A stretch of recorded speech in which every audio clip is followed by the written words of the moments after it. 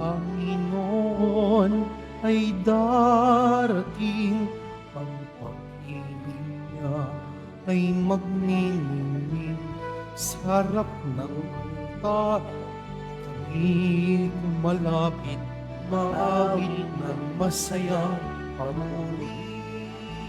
Sa harap ng altar, kami lumalapit, maawit ng masayang papuri.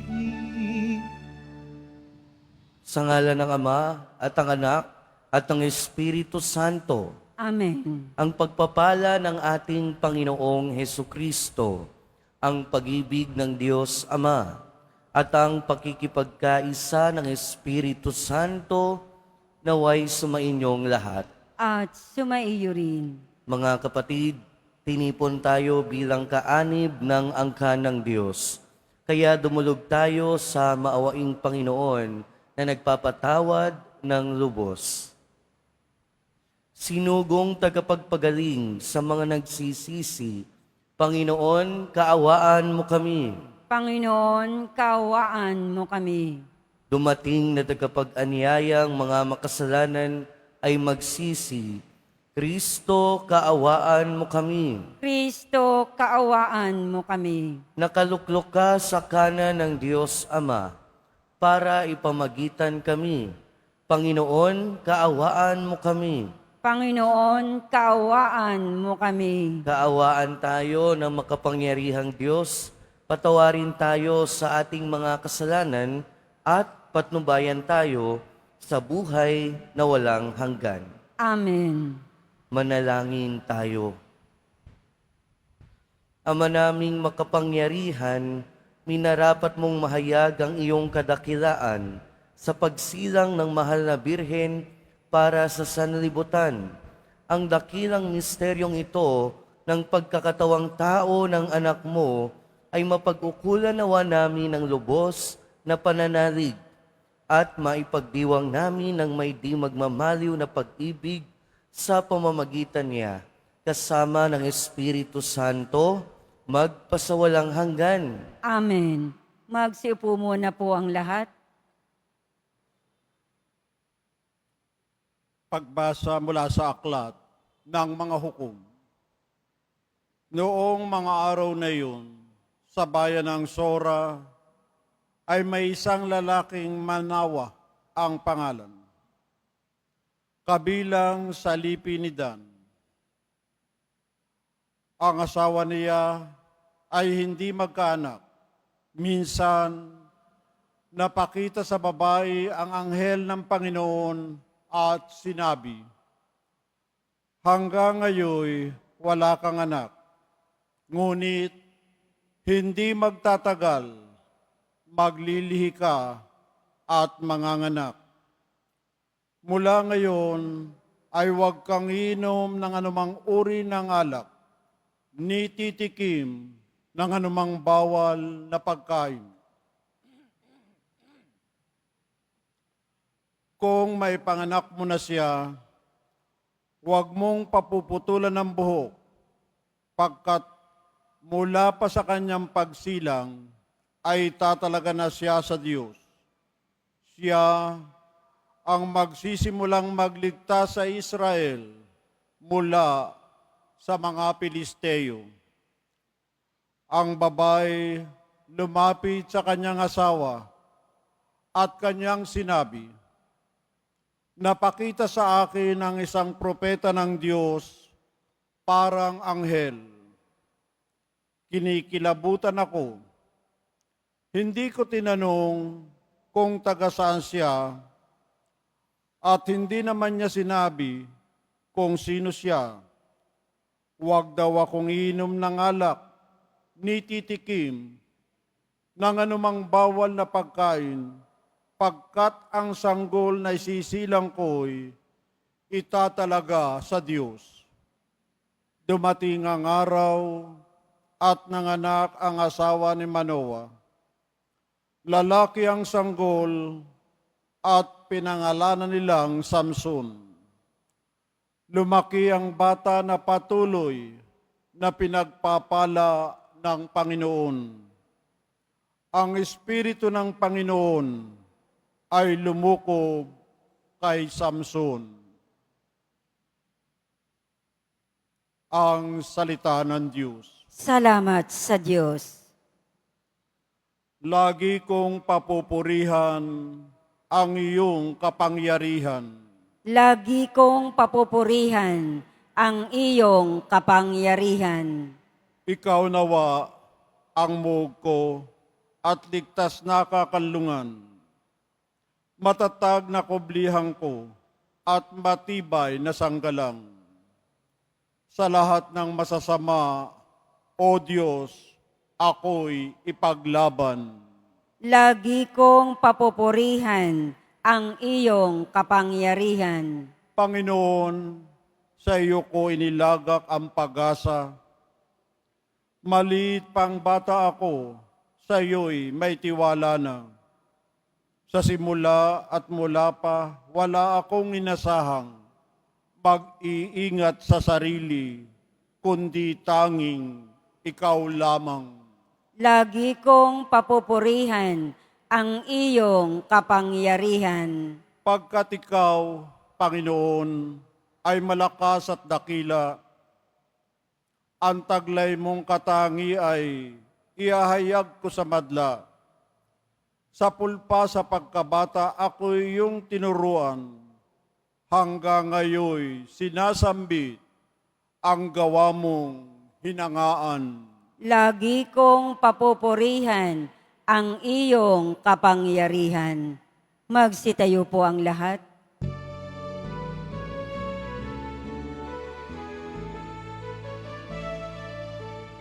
Hallelujah, Hallelujah, Hallelujah, Hallelujah.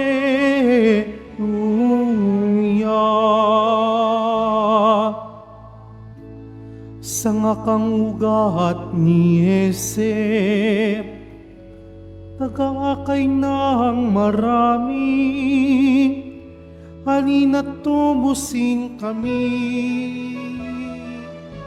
Hallelujah,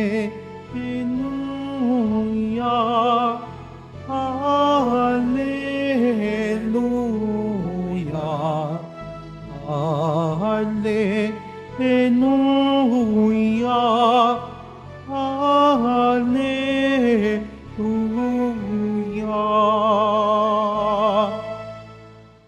Sumainyo ang Panginoon. At sumaiyo rin. Ang mabuting balita ng Panginoon ayon kay San Lucas. Papuri sa iyo, Panginoon. Noong si Herodes ang hari ng Judea, may isang saserdote na ang ngalay Zacarias sa pangkat ni Abias, at mula rin sa lipi ni Aaron ang kanyang asawang si Elizabeth. Kapwa sila kalugod-lugod sa paningin ng Diyos. Namumuhay ng ayon sa mga utos at tuntuning mula sa Panginoon.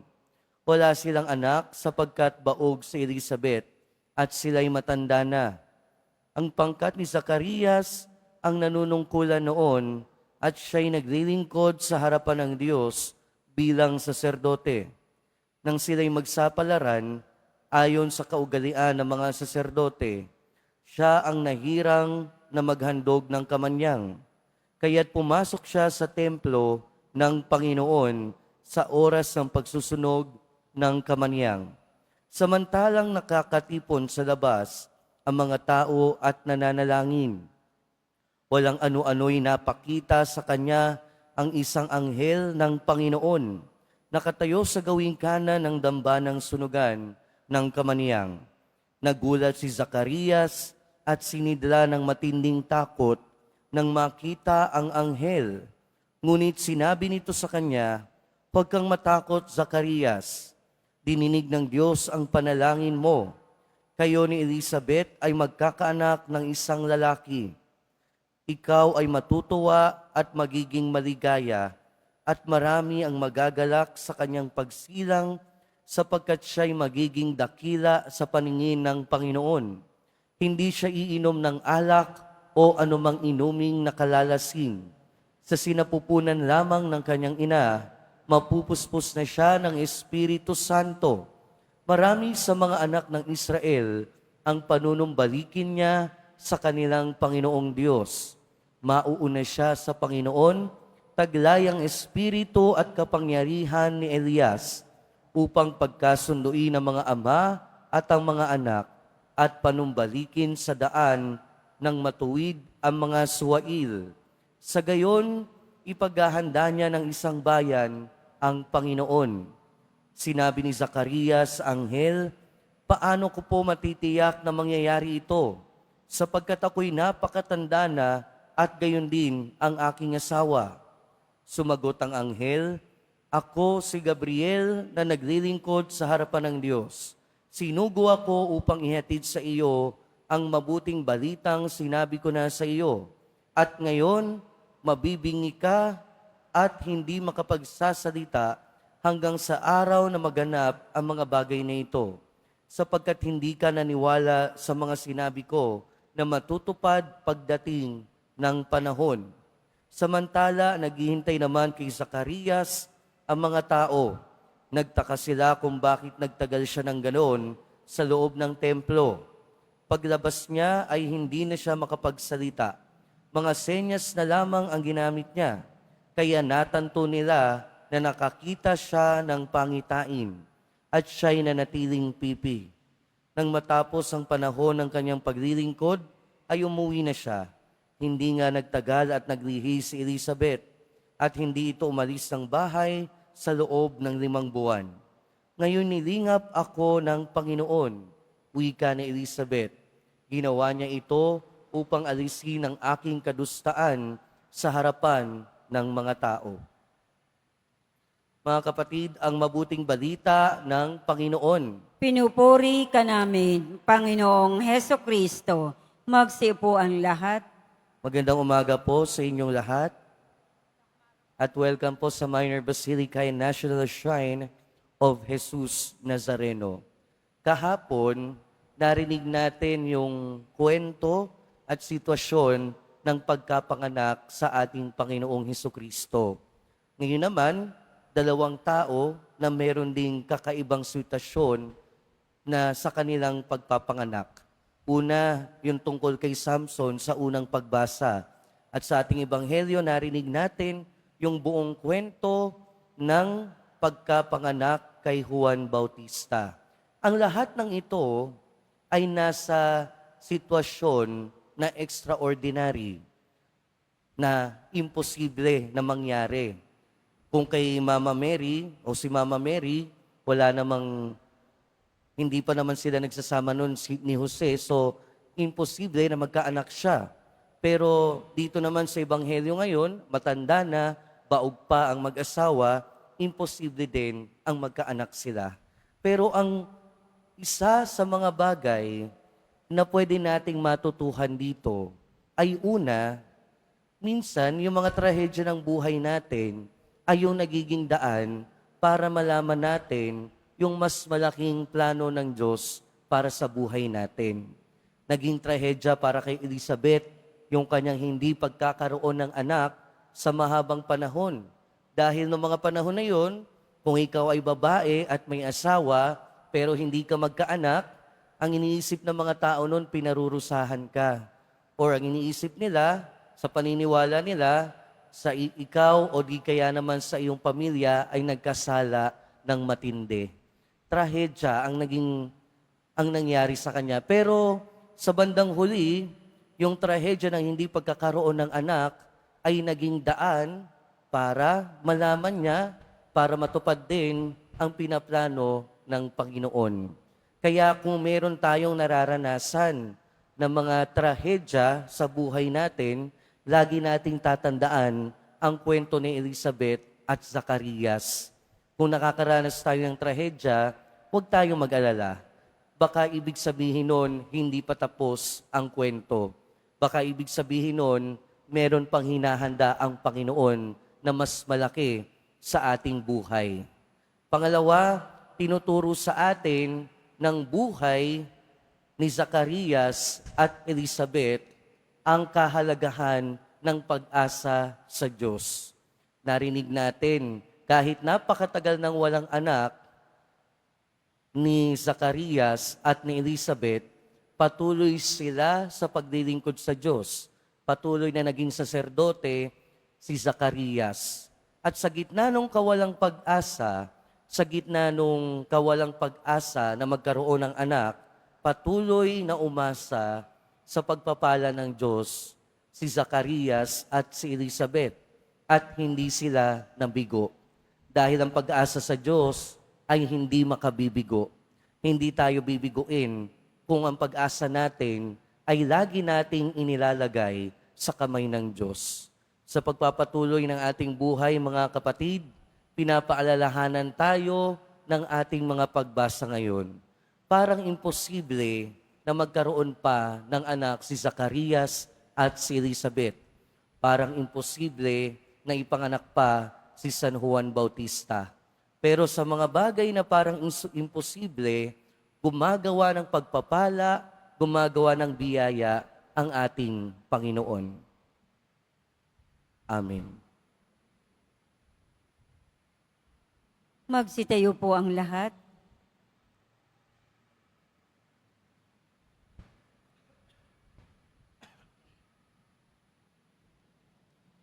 Minamahal kong mga kapatid, hindi madadaig sa kagandahang loob ang Diyos. Sa takdang panahon, ipagkakaloob niya ang mga hangarin ng kanyang bayan. May pagtitiwalang sumamo tayo sa Kanya. Diyos ng katuparan, pagpalain mo kami. Diyos ng katapatan, pagpalain mo kami. Kahit sa gitna ng mga pag-aalinlangan, naway patuloy tayong magtiwala sa Panginoon. Manalangin tayo. Diyos ng katuparan, pagpalain mo kami. Tulad nina Zacarias at Elizabeth, ang mga magulang naway tanggapin ang mga supling ng may pagmamahal at pananagutan. Manalangin tayo. Diyos ng katuparan, pagpalain mo kami. Sa mga kabataan, naway maraming bukas palad na tumugon sa panawagan sa pagpapari at buhay na nakatalaga sa Diyos. Manalangin tayo. Diyos ng katuparan, pagpalain mo kami. Ang mga may sakit, naway pagalingin ng Panginoon, at ang mga nasa bingit ng kamatayan ay magkaroon ng kapanatagan. Manalangin tayo. Diyos ng katuparan, pagpalain mo kami. Ang mga namayapa, naway tanggapin sa kagalakan ng kaharian ng Diyos.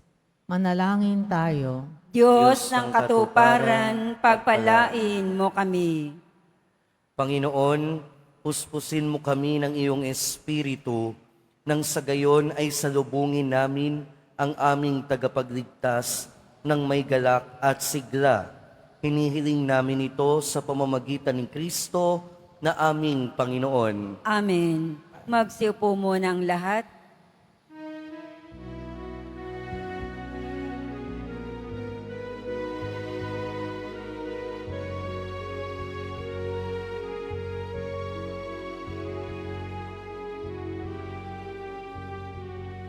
Panginoon Diyos Ama, aming handog ngayon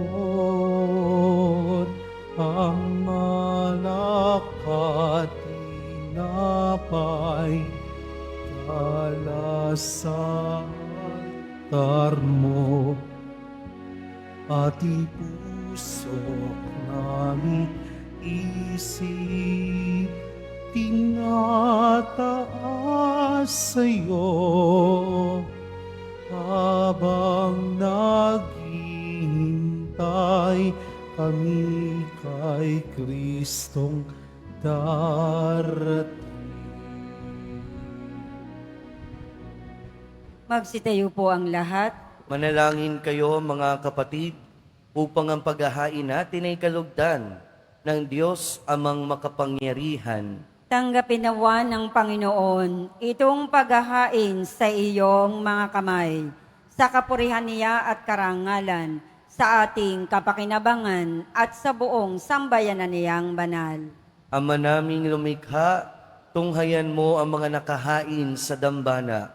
Itong aming abang nakayanan ay magkamit nawa ng kapupunoang kabanalan na idinudulot ng iyong kapangyarihan sa pamamagitan ni Jesucristo kasama ng Espiritu Santo, magpasawalang hanggan. Amen. Sumainyo ang Panginoon. At sumaiyo rin, Itaas sa Diyos ang inyong puso at diwa. itinaas na namin sa Panginoon. Pasalamatan natin ang Panginoong ating Diyos. Parapat na siya ay pasalamatan. Ama naming makapangyarihan, tunay ngang marapat na ikaw ay aming pasalamatan sa pamamagitan ni Jesucristo na aming Panginoon.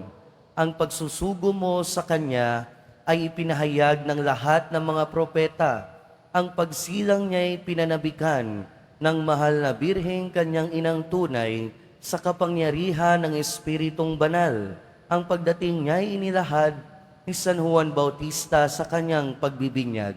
Ngayong pinaghahandaan namin ang maligayang araw ng kanyang pagsilang, kami nananabig at nananalangin lubos na makaharap sa kanyang kadakilaan.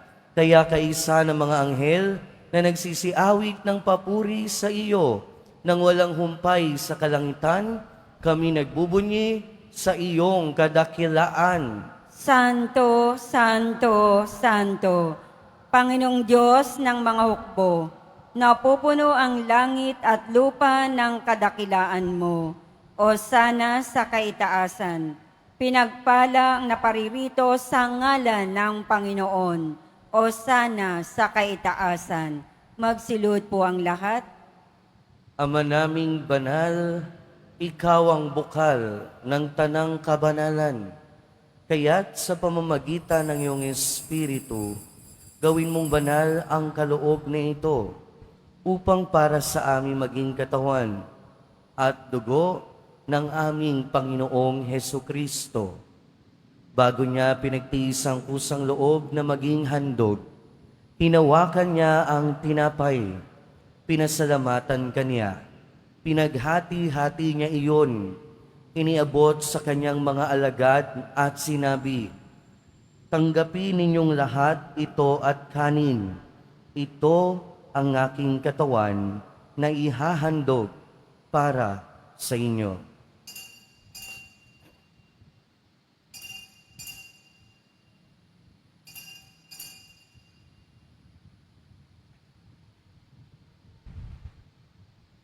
Ngayon din naman noong matapos ang hapunan, hinawakan niya ang kalis, muli kanyang pinasalamatan.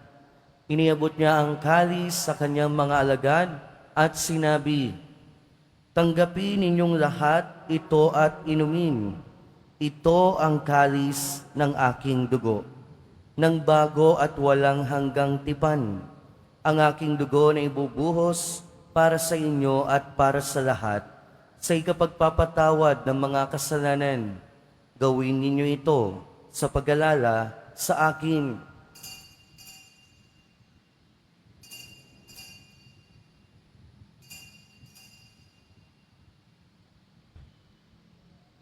Magsitayo po ang lahat.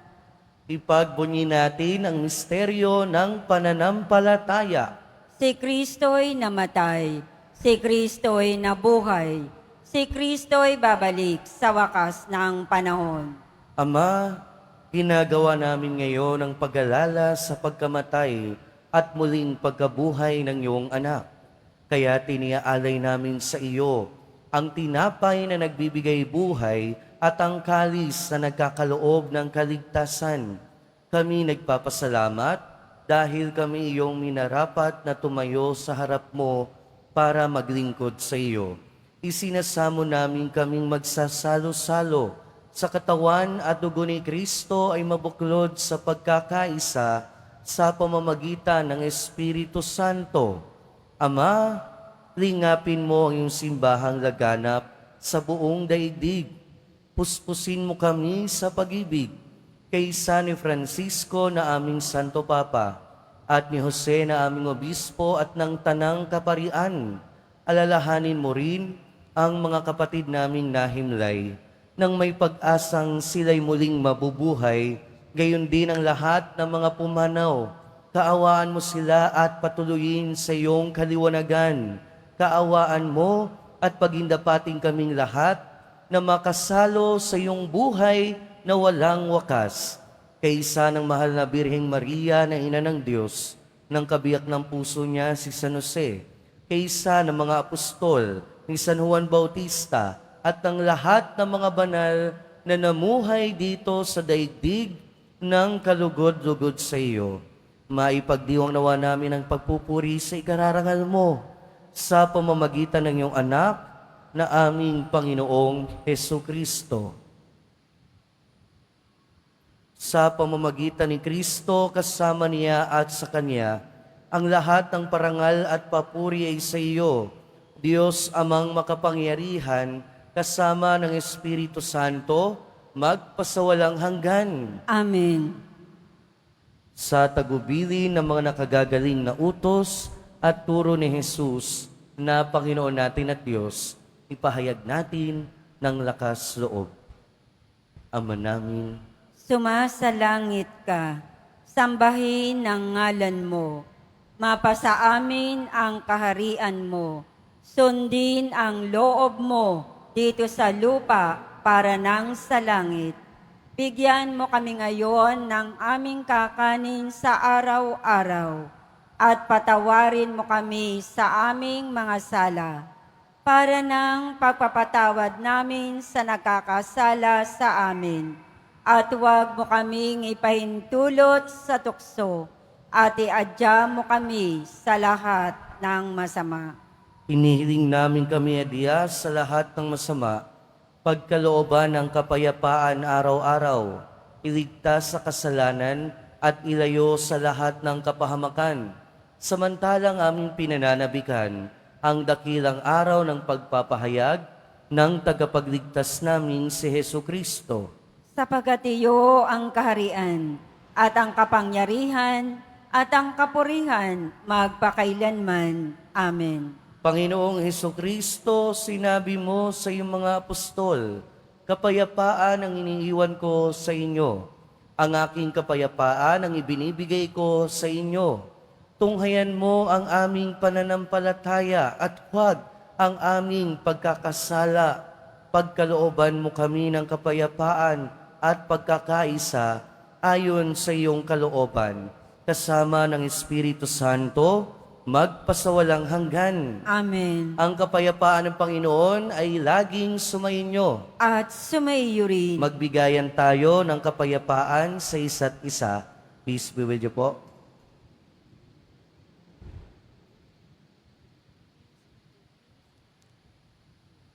Kordero ng Diyos na nag-aalis ng mga kasalanan ng sanlibutan, maawa ka sa amin. Kordero ng Diyos na nag-aalis ng mga kasalanan ng sanlibutan, maawa ka sa amin. Kordero ng Diyos na nag-aalis ng mga kasalanan ng sanlibutan, ipagkaloob mo sa amin ang kapayapaan. Magsilod po ang lahat.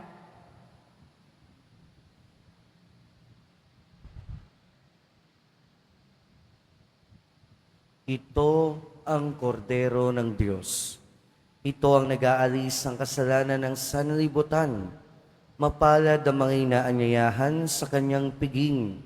Panginoon, hindi ako karapat-dapat na magpatuloy sa iyo, ngunit sa isang salita mo lamang ay gagaling na ako.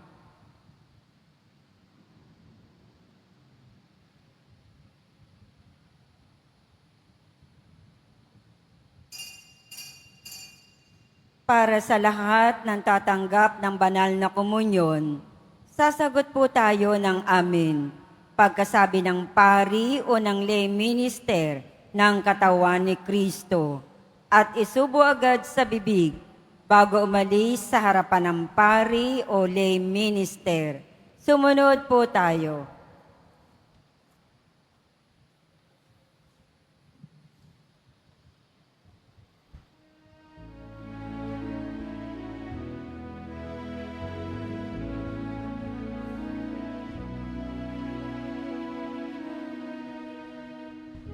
Puso'y naghihintay sa iyo, O Jesus. Buhay handa na sa iyong pagdating. Ikaw ang pag-asa at ang kaligtasan ng mga dukha at ng makasalanan. Ang pangako mo sa amin ay tutuparin sa lahat ng mga bansa at mga lupain. Puso'y naghihintay sa iyo, O Jesus. Buhay handa na sa iyong pagdating. Ikaw ang pag-asa at ang kaligtasan ng mga dukha at ng makasalanan. Tayo'y magala sa buon na darating, kapayapaan atin nang makakamtan. Puso'y naghihintay sa iyo, O Jesus. Buhay handa na sa iyong pagdating. Ikaw ang pag-asa at ang kaligtasan ng mga dukha at ng makasalanan.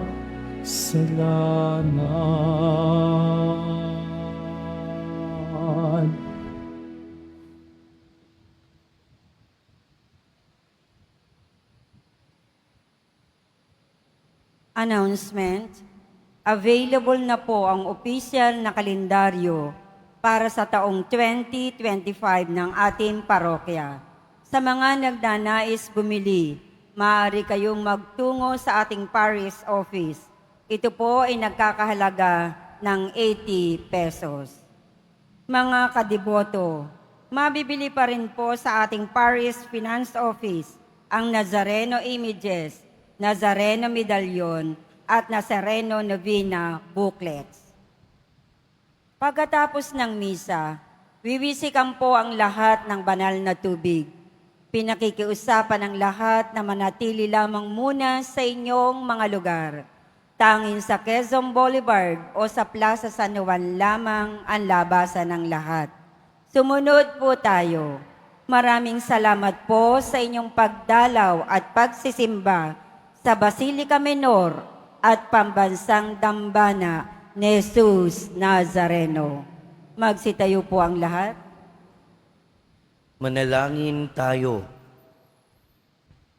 Ama naming mapagmahal, bilang pagtanaw ng utang na loob sa aming pinagsaluhan, kami ay panatilihin mong nananabik sa mga darating mong bigay, upang mapaghandaan naming tanggapin ng marangal ang pagsilang ng aming manunubos, na mahal na siyang namamagitan kasama mo at ng Espiritu Santo, magpasawalang hanggan. Amen. Sumainyo ang Panginoon. At sumaiyo rin. Mahal na poong Jesus Nazareno, inihayag mo sa pamamagitan ng krus ang walang maliw na pag-ibig ng Diyos sa sangkatauhan. Pakinggan mo ang kahilingan, lalo na para sa mga nangangailangan ng iyong tulong at awa. Makamtanawa namin ang iyong kasagutan na may utang na loob na tinatanaw. Basbasan din po ninyo itong mga imahen at dasalan upang lalo kaming manalangin at magtiwala. Sa pamamagitan ng bendisyon na ito, naway lalo kaming maging mapaglingkod, masunurin at tapat sa iyo na aming maluwalhating Panginoon, magpasawalang hanggan. Amen. At pagpalain kayo ng makapangyarihan at mahabaging Diyos, Ama, Anak, at Espiritu Santo. Amen. Humayo kayong taglayang kapayapaan ng Poong Jesus Nazareno. Salamat sa Diyos.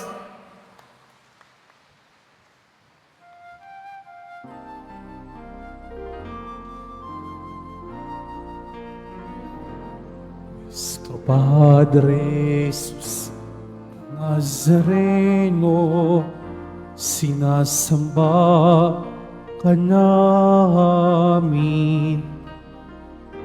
pinipinto ka namin, aral mo ang aming buhay at kaligtasan. Nuestro Padre Jesus Nazareno, iligtas mo kami sa kasalanan. Ang krus na matiyan ay sagisag ng aming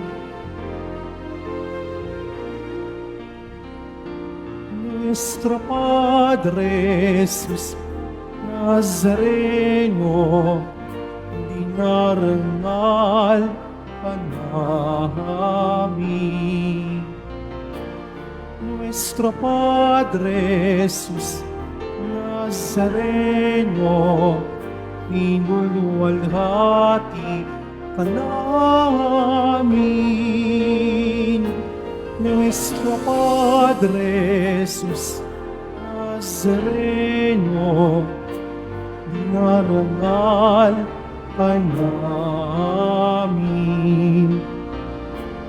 Nuestro Padre Jesus Nazareno, pinulwalhati ka namin. Nuestro Padre Jesus Nazareno, dinarangal ka namin. Nuestro Padre Jesus Nazareno, pinulwalhati ka namin. Nuestro Padre Jesus Nazareno, pinulwalhati ka namin. Nuestro Padre Jesus Nazareno, pinulwalhati ka namin. Nuestro Padre Jesus Nazareno, pinulwalhati ka namin. Nuestro Padre Jesus Nazareno, pinulwalhati ka namin.